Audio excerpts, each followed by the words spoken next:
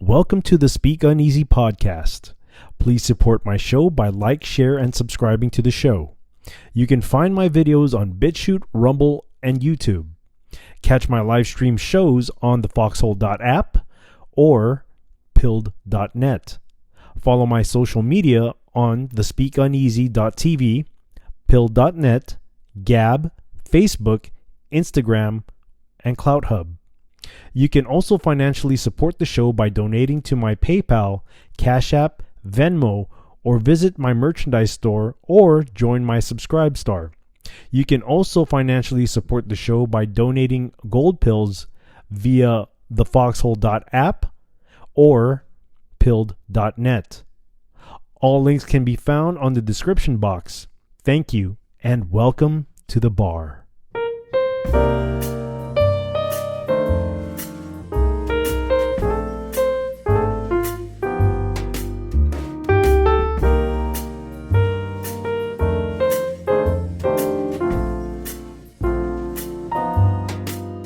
Welcome to the Speak Uneasy, a safe space where cancel culture does not exist because we are in a different prohibition era.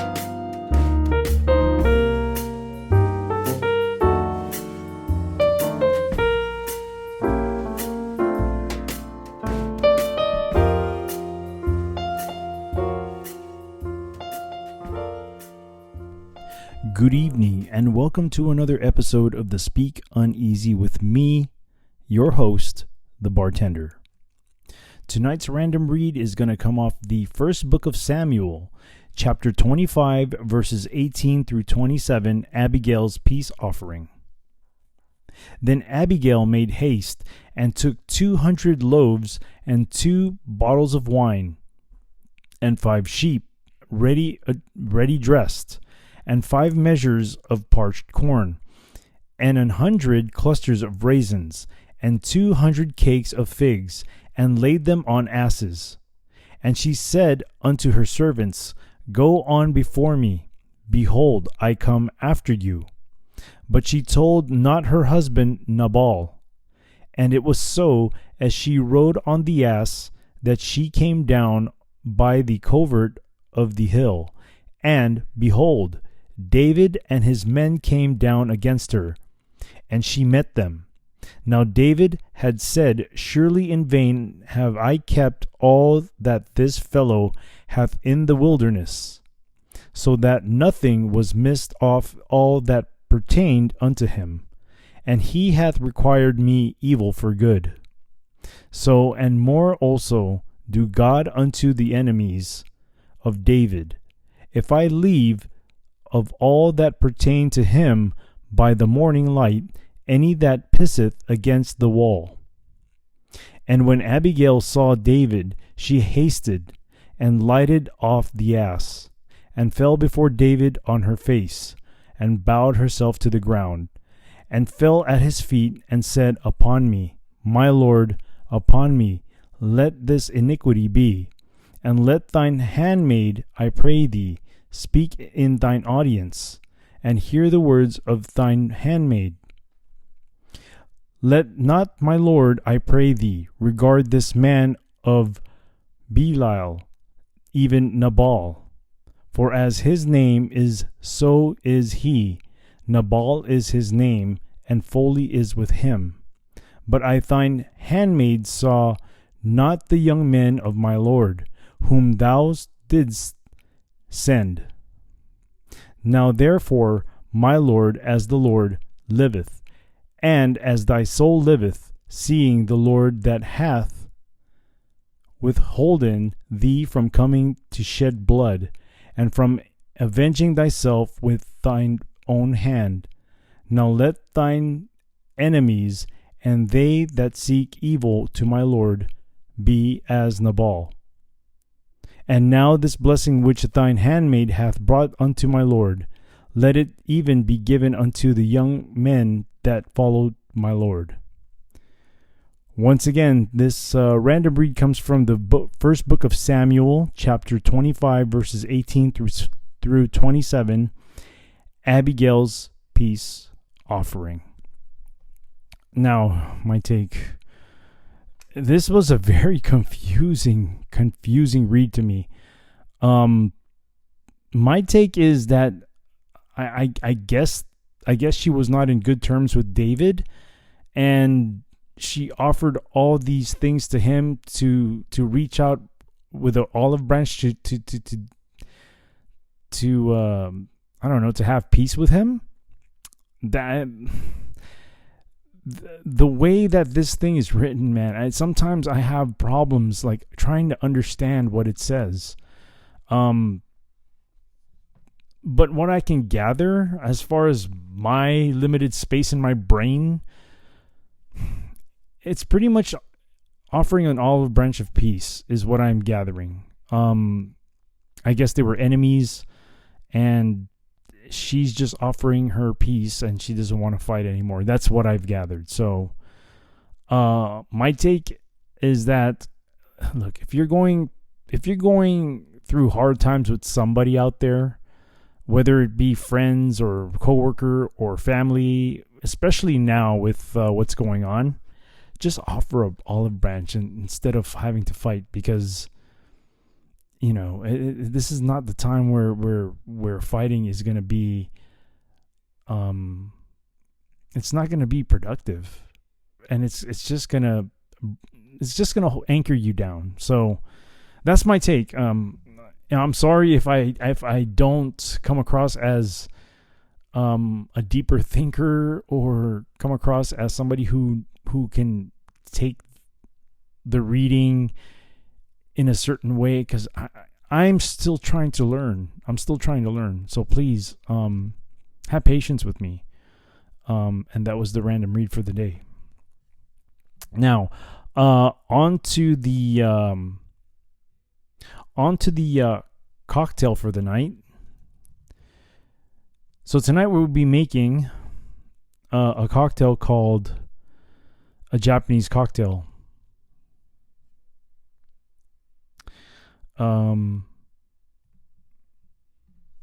So a little history on the cocktail before we go any further. This one comes from therituals.co. It was written in May 23rd of 2019 by Brian Christie. History of the Japanese cocktail. Despite its name, there is no ingredients in this cocktail that makes it Japanese. It is the background story that brings to light the name of the drink. The first Japanese delegation to the United States was wrapping up their whirlwind tour of the United States, and in June 1860, they stopped in New York.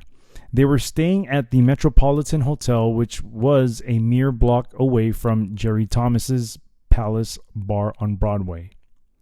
A translator for one of the delegates was Tateishi Onojiro Noriyuki, a.k.a. Tommy. Where did they get Tommy from that name? I don't know. He had a penchant for flirting with the ladies and enjoying life to the fullest. We know this because of the Minneapolis Tribune and David Wondrich for uncovering it. Read about it in his book, Imbibe, From Absinthe Cocktail to Whiskey Smash, a salute in stories and drinks to Professor Jerry Thomas, pioneer of the American bar. A reporter followed the delegation around and to report on their daily activities, one of which was a thirst for cocktails. All of this leads us to the Japanese cocktail, first published in Jerry Thomas's 1862 How to Mix Drinks. Was the Japanese delegation visiting in 1860 the reason for this cocktail? No one really knows, but it seems like too much of a confidence otherwise. So that's a little history on the cocktail. And now we are going to make the cocktail. So right now I have my coupe glass chilling. My coupe glass is chilling. Hold on for a moment. Let me just get this stuff that I need.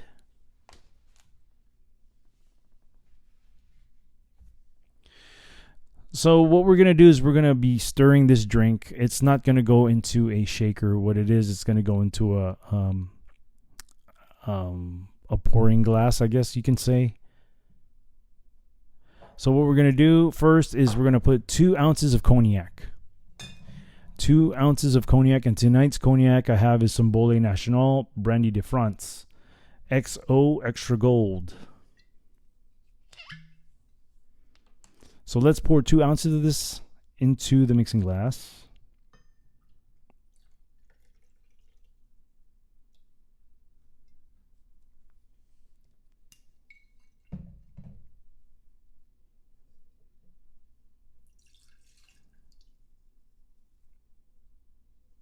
Next, we're going to take a 1/2 ounce of orgeat. We're going to shake it up.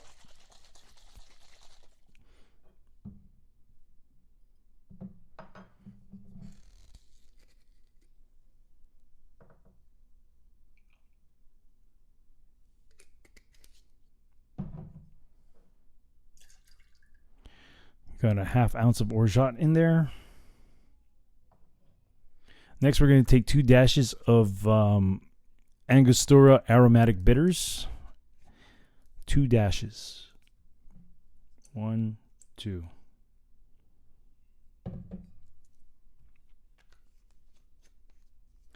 We're going to go ahead and add ice into our mixing glass.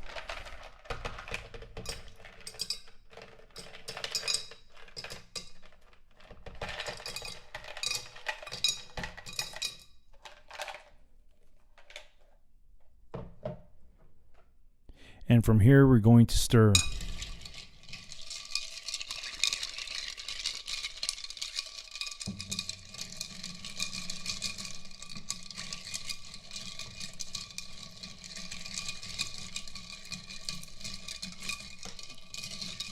We're going to give it a stir to dilution. We're going to give it a good dilution here.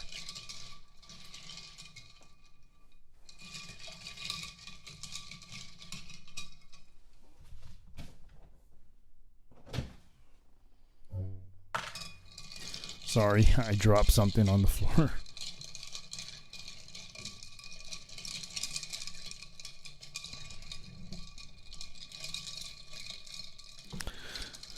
All right, I think that's enough for the stir. Let's give a little taste here. So far not bad. So far not bad. Tastes like candy. Let's empty out our coupe glass that was being chilled.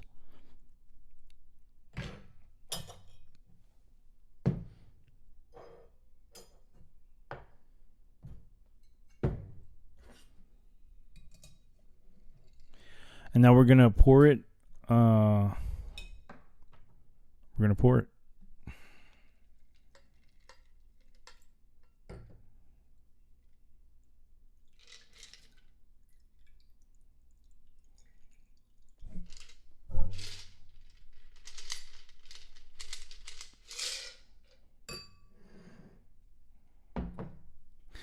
And now for the taste. Here we go.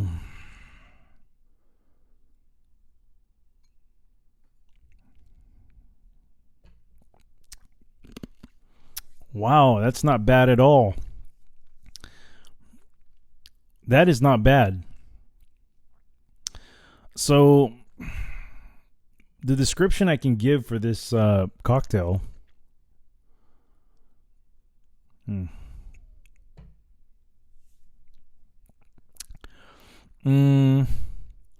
Description I can give is like candy.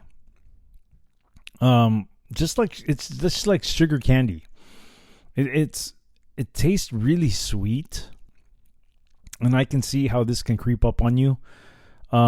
It's very, oh man, it's good. It's really good.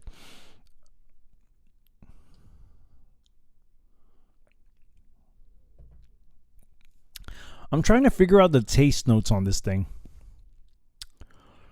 It's got a very candy-like taste, and I'm not talking about like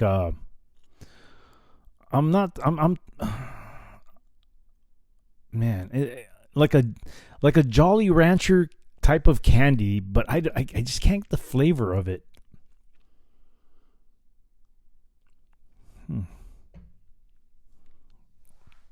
I can't get the flavor of this thing. But I know it's like a candy, a sugary candy. I mean, that's very self-explanatory, right? Candy is made out of sugar, you dope. So anyways, there it is. The Japanese cocktail. Kanpai. And on to the show. So for today's first article, it's going to come off, as usual, to my go-to. This comes out from stupid.news. This was published on July 30th by the news editors. Article reads, at least one California inmate pregnant as transgender convicts move into women's prison. At least one female California prisoner has become pregnant, and multiple others may have been assaulted, as California continues moving biological men claiming to be women into actual women's prisons, a feminist legal group has said. We have now heard from 7 different people inside CCWF, Central California Women's Facility, that at least one woman, possibly more, is now pregnant after being housed with a male felon who was transferred to the women's prison under SB 132. As if we didn't see this coming, huh? Women's Liberation Front, WOLF, a pro-abortion radical feminist group that opposes transgenderism, tweeted Monday. Isn't it funny how these people kind of eat each other up? I don't know. The nonprofit had reported last week that CCWF, the largest women's prison in the state, had begun offering contraception amid alleged assaults by gender-confused men in what inmates are calling a nightmare's worst nightmare. You know, as I'm reading this, I am shaking my head in like, come on, man, you didn't see this coming? The new resources are a tacit admission by officials that women should expect to be raped when housed in prison with men, where all sex is considered non-consensual by default within the system, Wolf said. The group added that posters recently appeared in medical rooms outlining the options available to pregnant people in prison, including abortion. This is like a, how do you say, like a pot full of disaster. This is like a pot full of disaster. I mean, and to top things off, all of them are liberal. All angles of these groups are freaking liberal. So it's funny how they're eating each other up. I don't know. I know I should wait till after reading the article, but I just thought I'd throw things in. The poster also declares that women have the right to contraceptive counseling and your choice of birth control methods by a licensed healthcare provider within 60 to 180 days prior to scheduled release date. The methods featured Plan B and abortifacient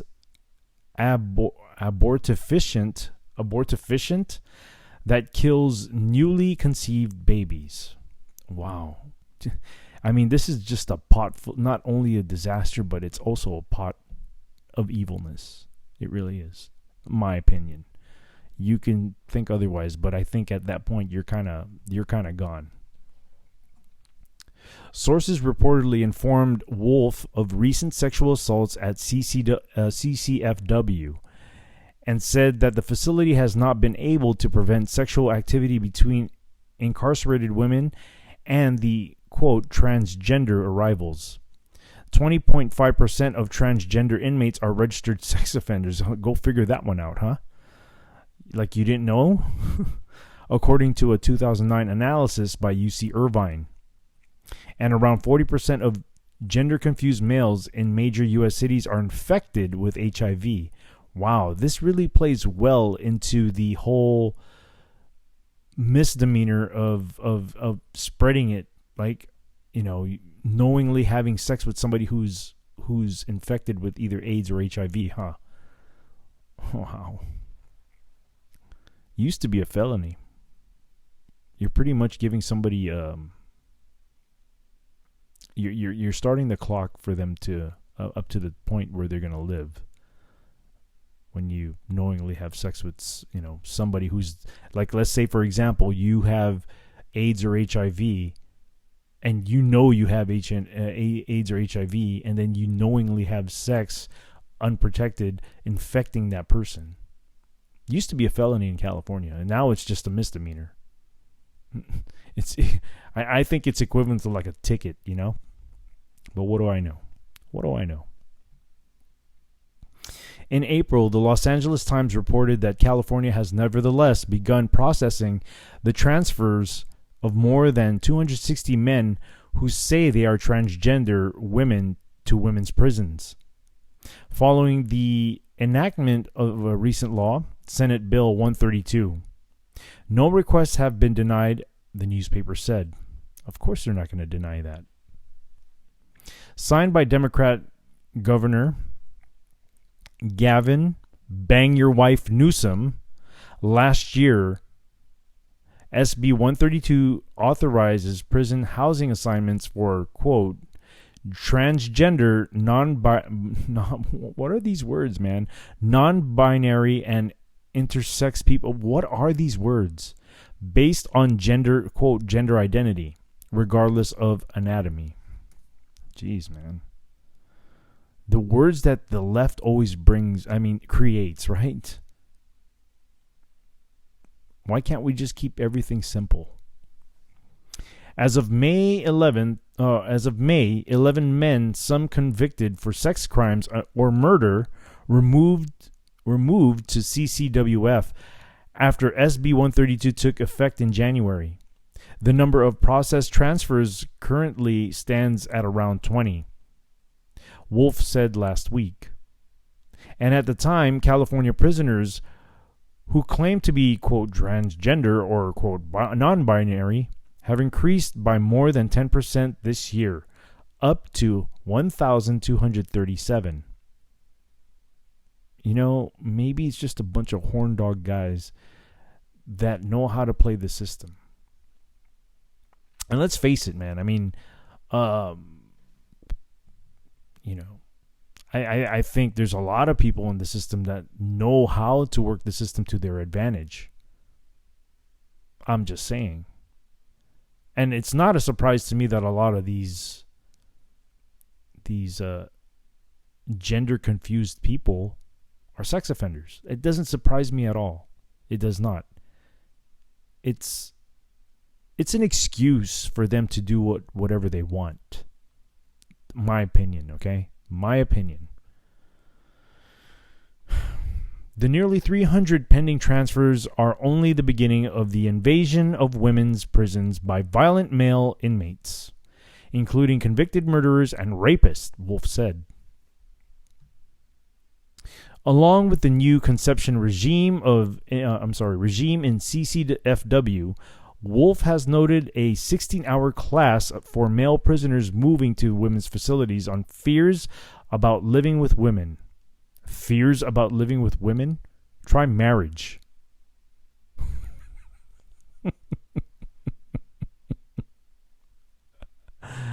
Oh my gosh, jokes.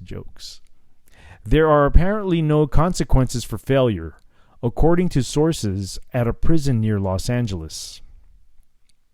California facilities have enhanced security protocol as well, though the security level of biological men is otherwise completely disregarded after transferring, according to Wolf. Nightmare transgender prison problems don't end with the Golden State. Earlier this year, a whistleblower in Washington said that a gender-confused man raped a woman upon arriving at a prison in Pierce County. echoing similar reports in the UK and Illinois. Okay, so this article again comes from stupid.news, and it was published on July 30th of this year by the news editors. Now, here's my take on this thing. Hold on.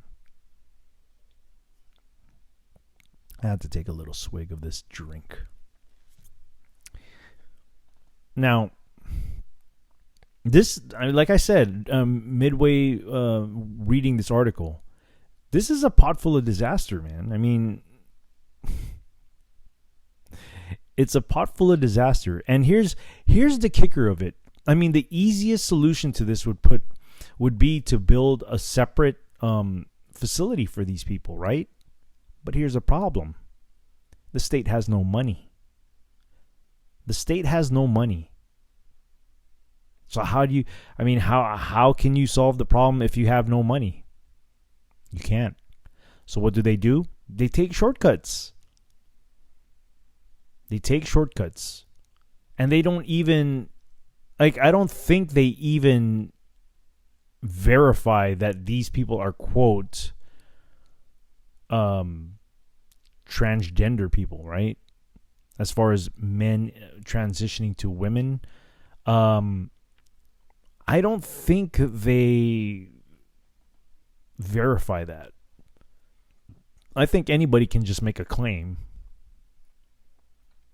I mean, if I was a male, how do I say this? Okay, I wouldn't want. Okay, let's say that there's a male, right? I don't want to use myself using myself as an example of this would probably be bad. But let's just use a male, just some random male out there, right?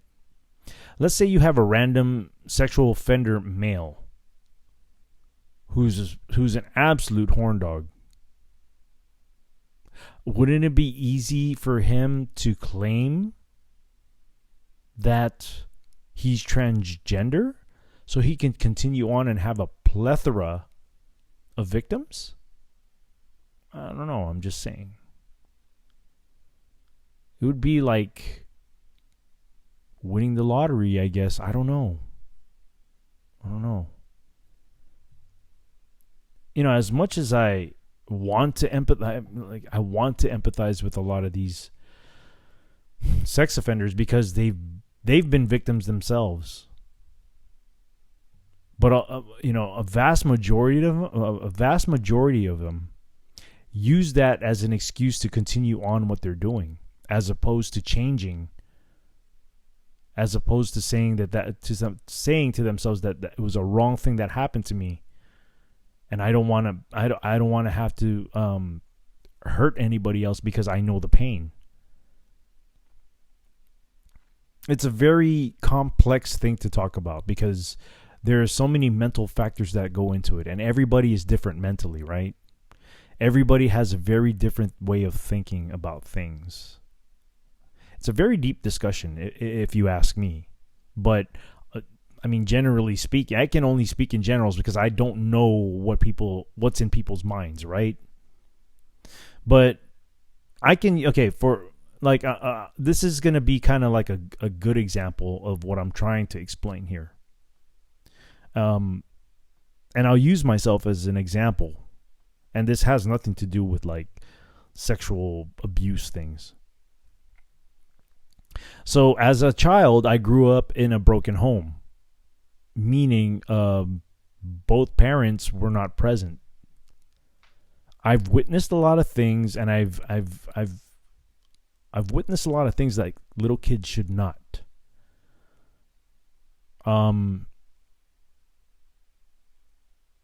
I've seen my parents have horrible fights, and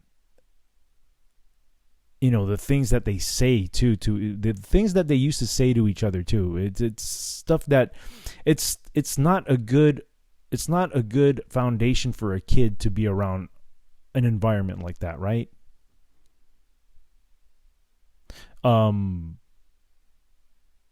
I've seen my father do drugs in front of me many a times when I was a little kid. Many of times. And it's just the environment that I grew up in it's not a great environment for a child to grow up and have a good life. Let's just put it that way. Now, as I was growing, I made a lot of stupid decisions, bad decisions, but I think that comes from just a phase. I don't know. I don't know a good word to use, but phase, right? Because you kind of do things, and then after that, you kind of just stop doing it because it becomes really stupid to you, right? But as I was growing, in my younger adolescent years, I made a lot of dumb decisions, just as any teenage or adolescent person would, because they don't know anything. But the turning point for my maturity, I said to myself, like, I don't want to have my kids go through the same thing I did. And the point that I'm trying to make here is that I took that power and I said to myself that it's the chains have got to stop with this cycle, because my father grew up in a broken, I think there was a lot of brokenness in my family's history. There definitely was in my mom's. I know that for sure. My father as well, because I can, as a kid, I can I noticed that there was a strange relationship with my dad and his mom and his dad. There was just something that wasn't where they were close. I just noticed it, as a kid. So what I'm trying to get at here is that with these sexually abused people who continue this cycle, they have to say to themselves that at one point that, yes, what you were a victim and that was wrong. Yes. Right? But I don't want to have to continue on with that cycle. A lot of people just use that as an excuse. Like, I was a victim. I was abused and I'm just going to keep on going. Like, if you really were hurt and cared about like breaking the cycle, you would say to yourself, you're going to stop and change it. You would be the change. But, I just don't see this with the majority of these sex offenders. I don't.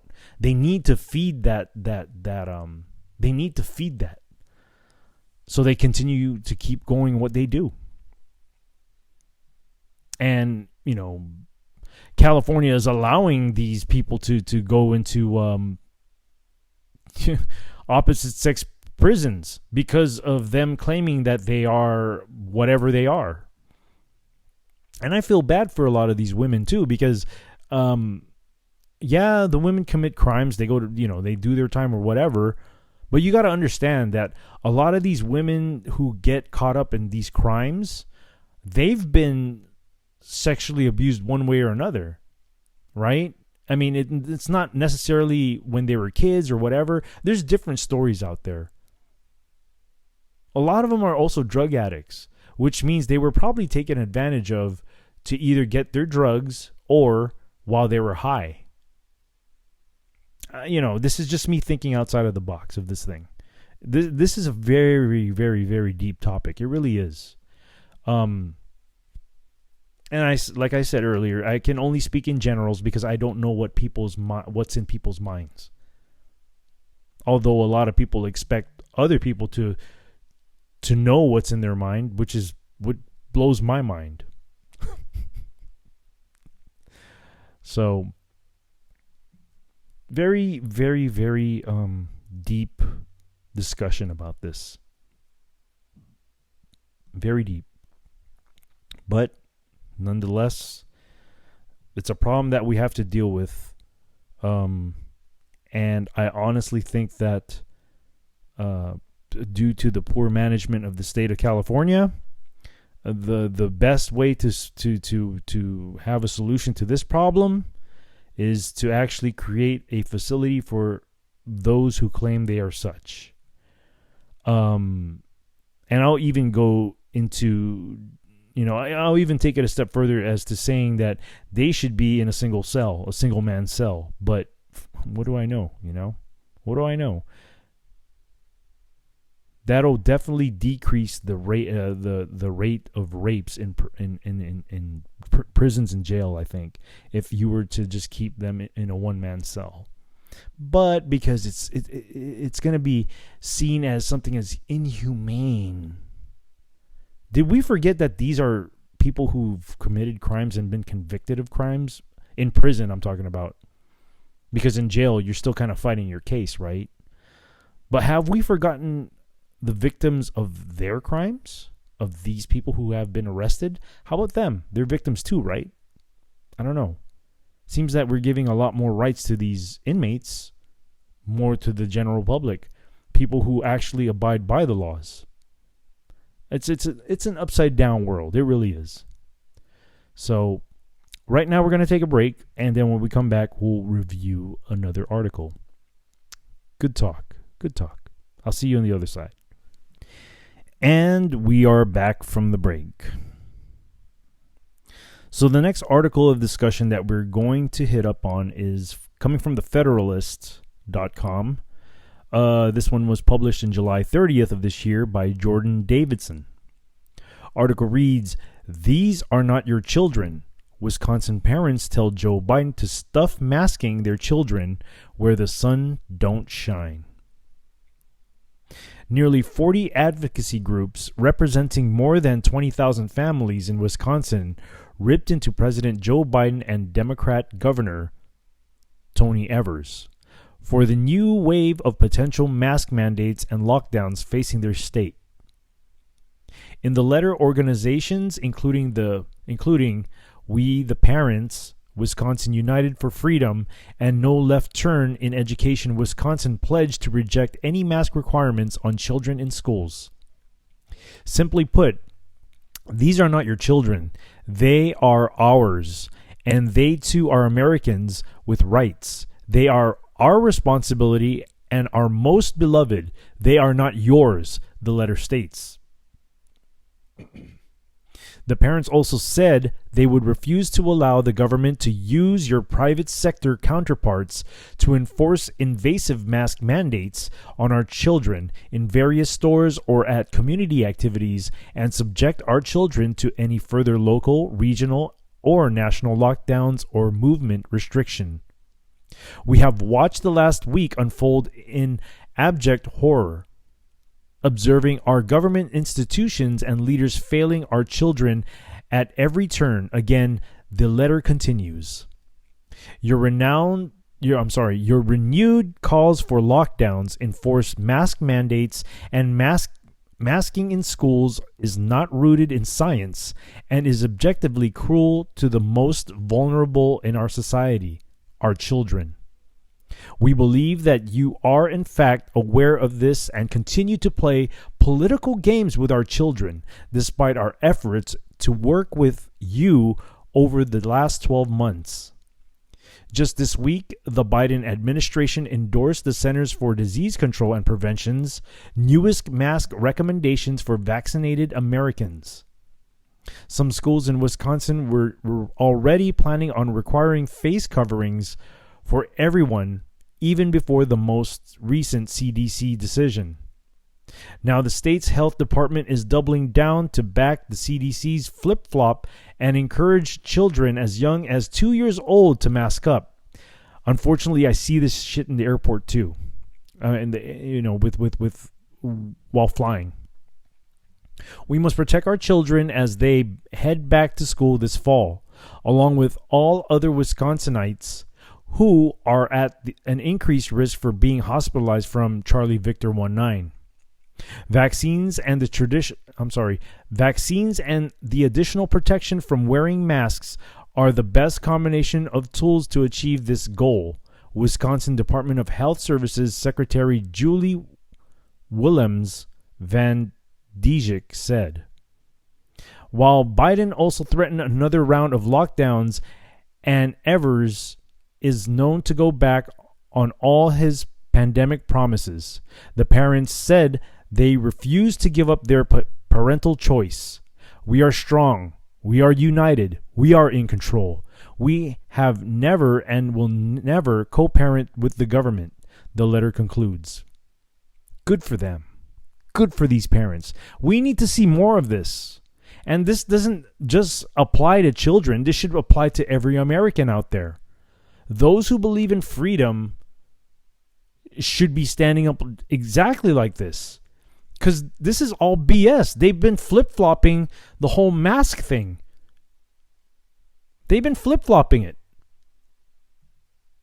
All these government agencies are political machines. That's all that they are. There's nothing factual about this stupid muzzle on your face. There's nothing. There's no science to it. It's a form of control. They want to see how much they can control you. Good for these parents. We need to see more of this across the country. We really do. We need to see more of this. They can shove that muzzle up where the sun don't shine. I agree with that. I totally agree with that statement. Matter of fact, we should stuff these muzzles down their mouth and have them have a little taste of their own medicine. Now, I see a lot of this because I fly every week. I fly a lot. Do I want to? Hell no, I don't want to. Do I abide by those rules when I'm inside the plane? I kind of have to. But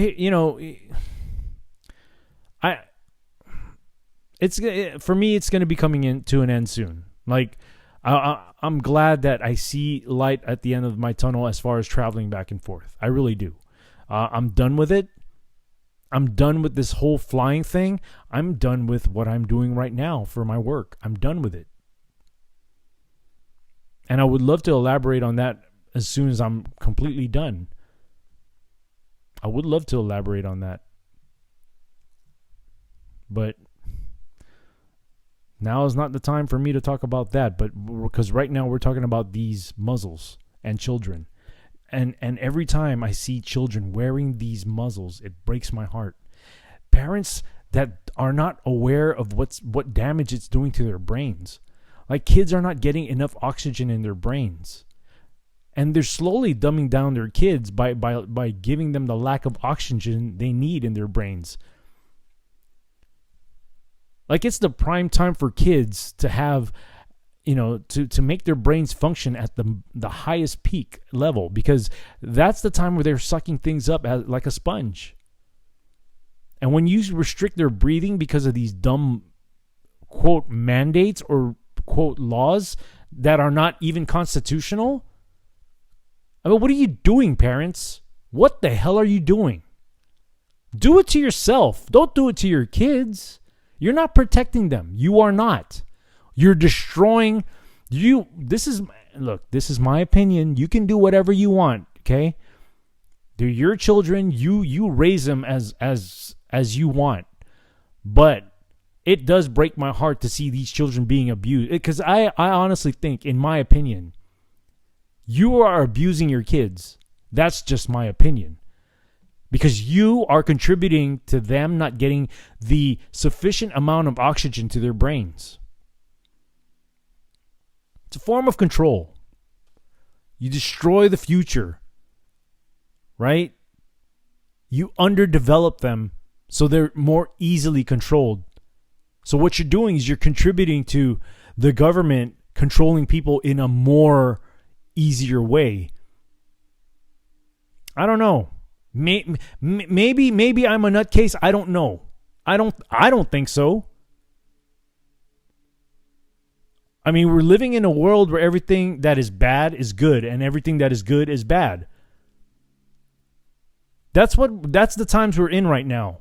And it wouldn't surprise me much if God came down and just took it all away. Because we failed to see things for what they really are. And you just want to conform to these things to make, quote, your life easier. Well, the more you do that, the more freedoms you lose. And this is exactly why we are in the position we are right now. We lost all control because we failed to keep ourselves informed, to see what they were doing to this country to destroy it. Because we got too comfortable. Because we became too decadent. We became too self-absorbed in what was going on in our personal lives. You got to remember, people, this country, much blood was spilt for this country. Much blood was spilt for what we believe is freedom.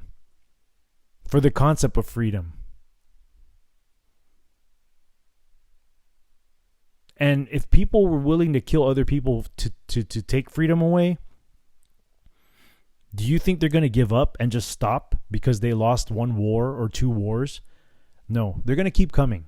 They're going to keep coming and try to take away things from us. Only now, they've become smarter because now it's all subtle. It's all very subtle. They make you accept the changes. It's a mental war, people. This is not a physical war. We've been in war. We have been in war, and this is all psychological. It's an information war. And if our brains don't have enough oxygen to pick up this information, what does that do to the development of these children? What does that do? It dumbs them down. What happens when you have a bunch of dumbed down people? They're easily controlled, easily manipulated. I'm just saying. But good for these parents in Wisconsin, man. We need more people like that across the country. And if we do, they need to be reported. Like we need these stories to come out because we need to know that there are people willing to put themselves out there to fight for this. We need to know. So then we can give support to these people. I support I support them. I totally support them. I support what they do. I'm fortunate enough not to have my daughter in a public school. I'm very fortunate because I saw things coming, and this is when I used to live in California. It was easy for me to see things. But now all these other public schools in every state, they're changing their ways of education as well. They're indoctrinating kids. And it's our responsibility as parents, even as a taxpayer, because you want to know where your money is going to. We have to start getting involved in these school board meetings. We do. We need to see what is going on. You know, as soon as I quit my job, I'll have a lot more time to get involved in these kind of things. I will. Even though my daughter is never going to go back to a public school. Maybe she will, maybe she won't. I don't know. But for now, she's going to be homeschooled. We're controlling what she's learning. We're there to listen and to see what she's learning as well. So that's my take on this article. You know what? I've got to give a major shout out to this group. Big shouts out to you. We the Parents, Wisconsin United for Freedom, and No Left Turn in Education, Wisconsin. Shouts to you. Your organizations are doing the right thing for our future. Good for them. Now, let's get on to the next article. We are just filled with articles today, and I'm just filled with so much to say.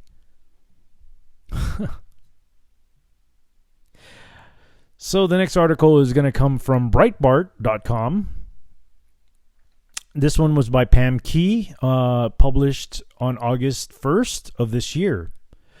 Article reads, NIH Director Collins, businesses should require vaccine credentials for customers. Really? National Institute of Health Director Dr. Francis Collins said Sunday on CNN's State of the Union that he supports businesses require proof of vaccination for customers. Bullshit. That violates HIPAA. That's a HIPAA violation right there. That's a HIPAA. And it's stupid because it comes from this dumbass doctor who should know what HIPAA is. Basics, my friend. Basics. Anchor Jake Tapper said some businesses are going a step further and requiring proof of vaccinations, not just for employees, but even for customers in some cases. Audience member for Broadway plays the musicals need to be vaccinated. Some bars in San Francisco and DC are requiring proof of vaccinations. Kiss my ass. Do you think, as a public health measure, it would be good for more businesses to require vaccine credentials in order to have vaccinated customers? You know what, businesses, you go ahead and do that, because there are going to be people out there who are going to search for small business owners who don't believe in this shit. So go ahead, do it. Because now you're going to make these businesses that are up and coming that don't believe in this thrive. You're going to build them up, because people are going to say, F this. Like, whose business is it? HIPAA, right? Collins said, as a public health person who wants to see this pandemic end, yes, I think anything we can do to encourage reluctant folks to get vaccinated because they'll want to be a part of these public events, that's a good thing. Bullshit. Why is it so important to vaccinate the whole world? What is it? Well, as a young person, as a kid, I've always had this distrust on government. I really did.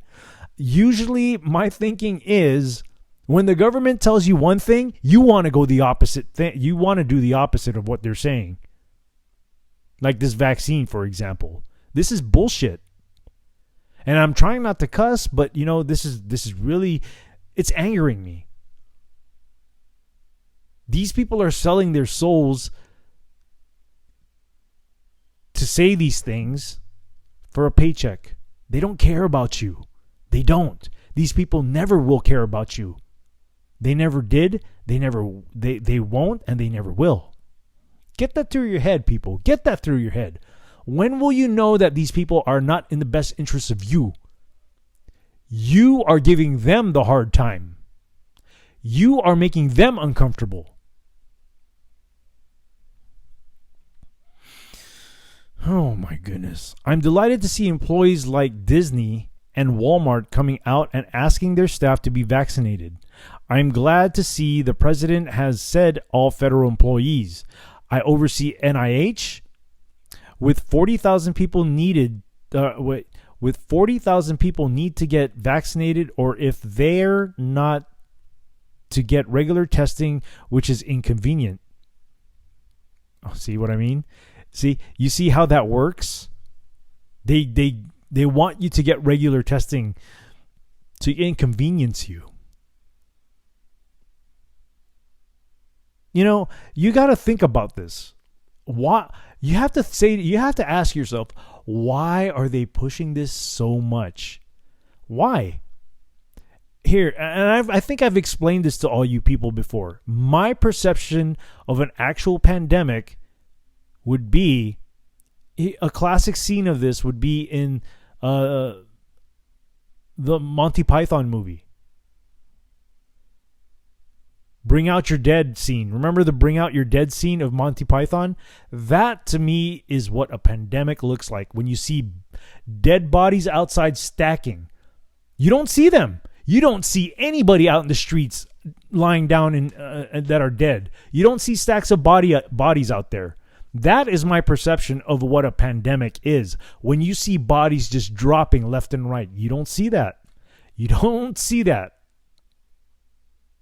So why do people buy into this? Why do they believe all this BS so much? Why? Because they allow themselves to be mind controlled. They believe all this stuff that the mainstream media tells them without even questioning, why are they telling us this? Use your eyes. I mean, if you can't use your brain, at least use what's in front of you. Your eyes. Use your eyes to see. Do you see stacks of dead bodies out there? No, you don't. Pandemic my ass. You'd see a bunch of dead bodies all over the place. But you just don't. You don't see it.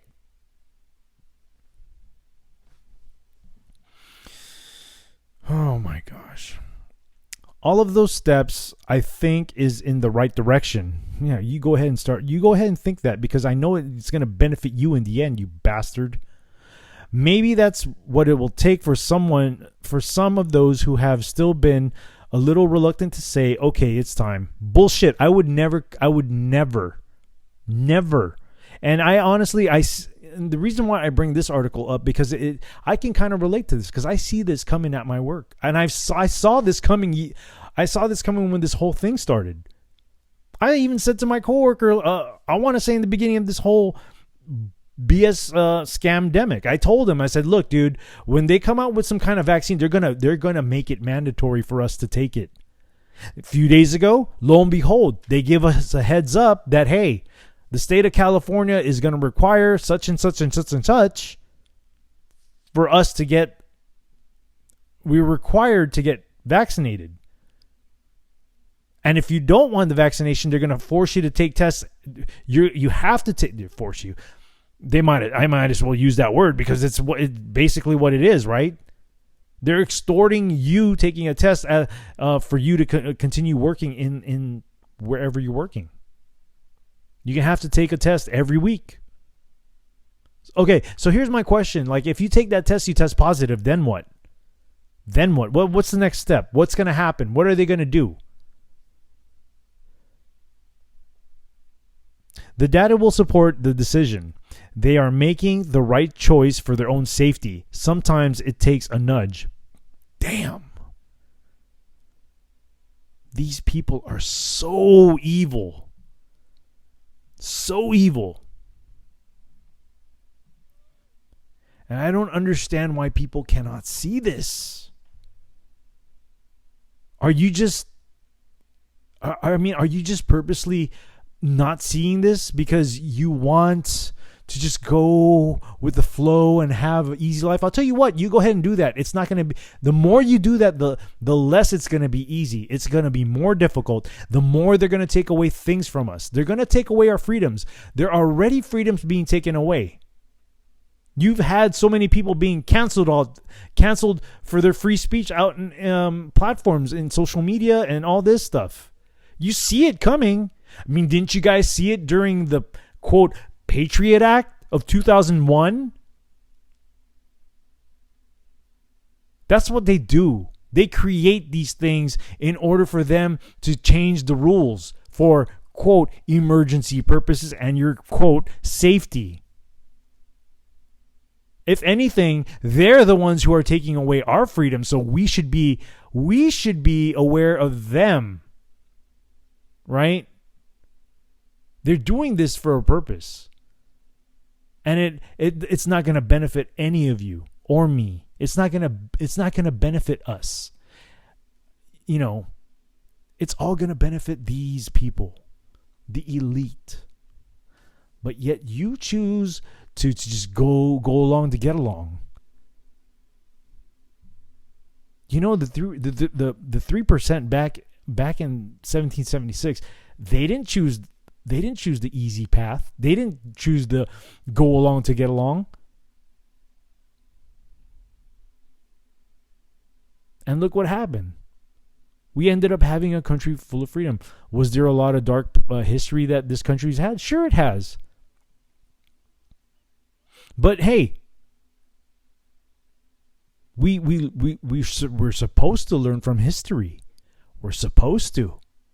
But a lot of people are history deniers because they want to go by how they feel. How they feel. When will this end, man? When will people get their heads out of their asses? When? I've been knowing things since 2006, and I didn't believe. I mean, it was mind blowing at first, and I said, "This can't be true." I didn't necessarily not believe it. I just told myself, like, "Nah, this can't be happening." Yes, it's happening. Yes, it is. Do the research on your own while the information is still out there. Do the research on your own while the information is still out there, because I'll tell you what. Those who control the information get to dictate how history is written.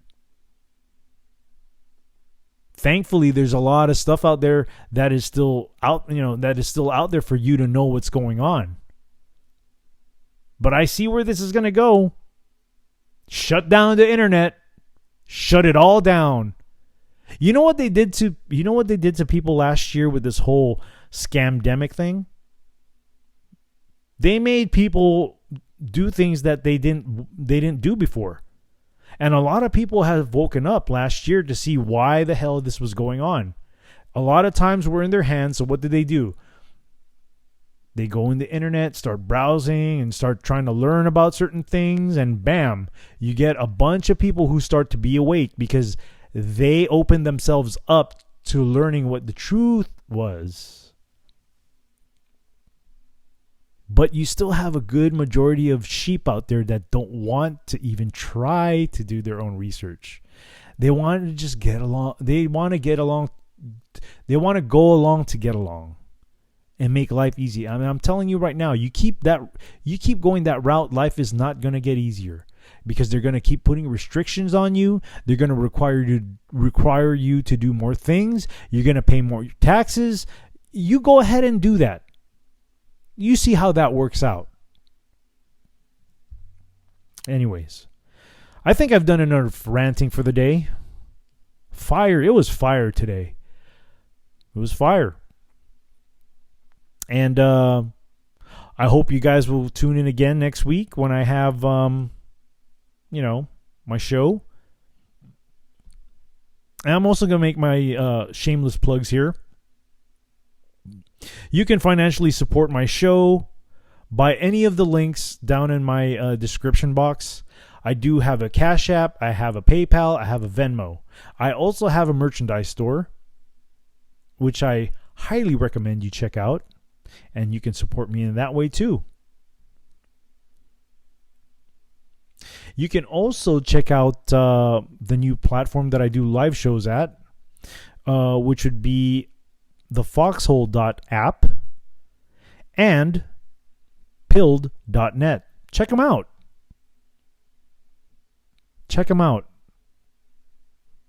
I see them as the future, and I do my live shows there every Sunday for now. I'm probably going to start adding more days into my live shows because I really need to expand this. We need to get the message out.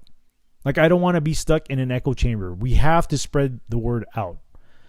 You can also support me by even sharing the content that I make. Share it. That's the easiest way to support me, is to share. Get the word out there.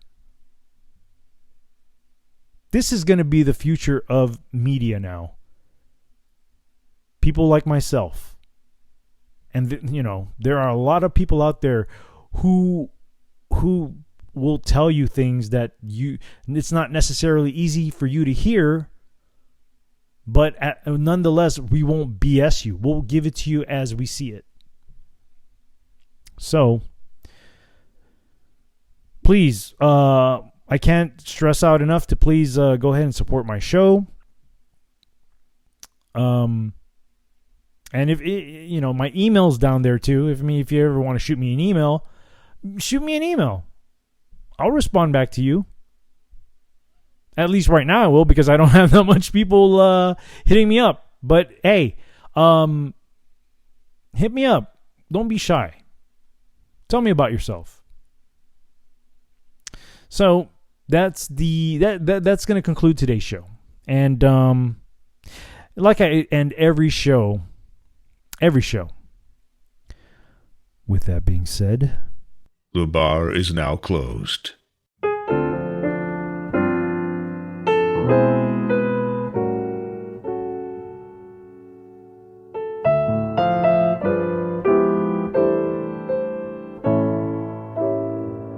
I can't help but wonder if I'm under a spell. It's more than a passing notion. I've never fallen with such devotion. I can't help but wonder if it's only a dream? Am I naive or can I believe that things are really as they seem? Can anyone explain it? How to understand what's true? I know I just can't tame it. Whenever I'm with you,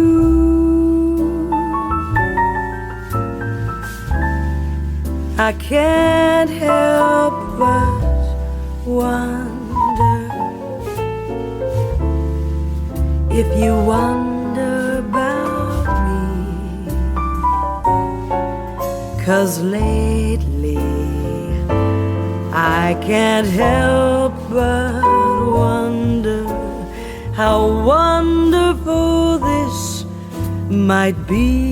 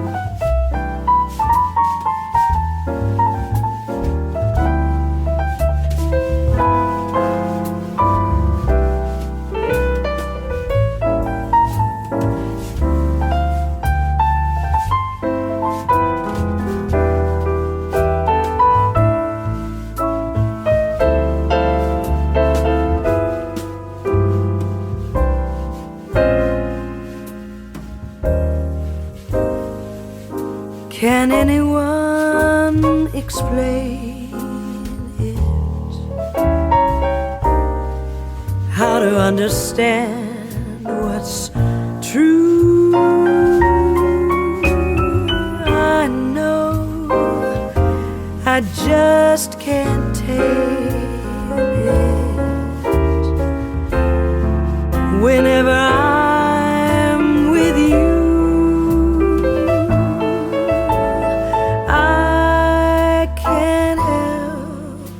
but wonder